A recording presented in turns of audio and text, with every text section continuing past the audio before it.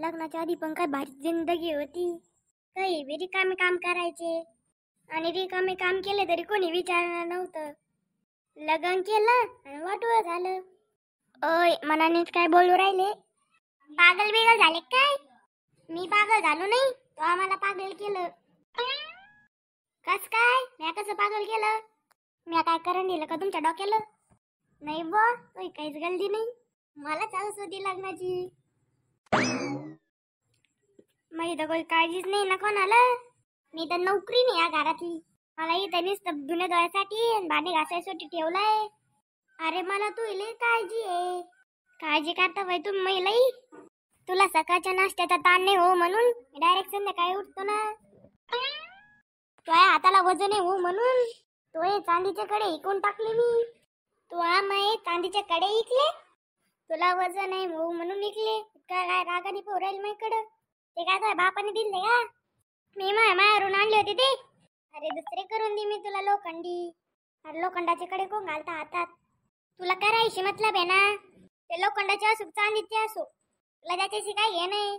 बर असं का? आजपासून तुमच्यासाठी शिळ्या भाकरी करते. मग शिळ्या भाकरी खाऊन भाकर आहे.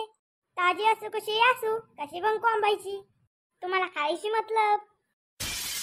तुला माहिती तुझे चांदीचे कडे करून फक्त जेवण ताजं खाऊ घाल. आज आपल्याला माहेराला जायचंय. कस काय? कोणी मेला बिला काय तिथं?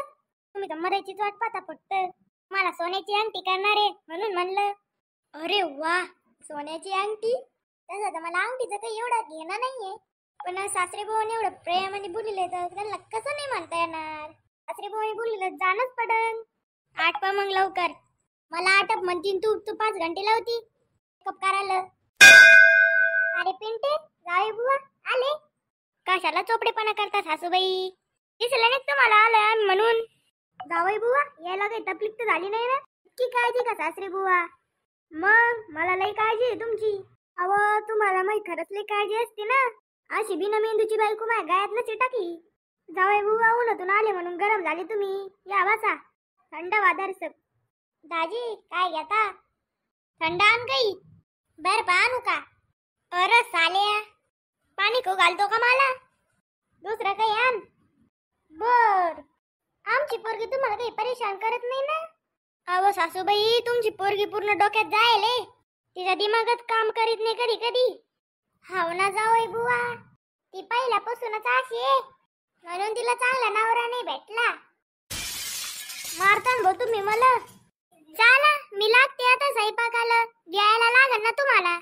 दर्शक पाहून बिहून स्वयंपाक करा. उंदर घालून मारून टाकतान मला. काय होतं मग?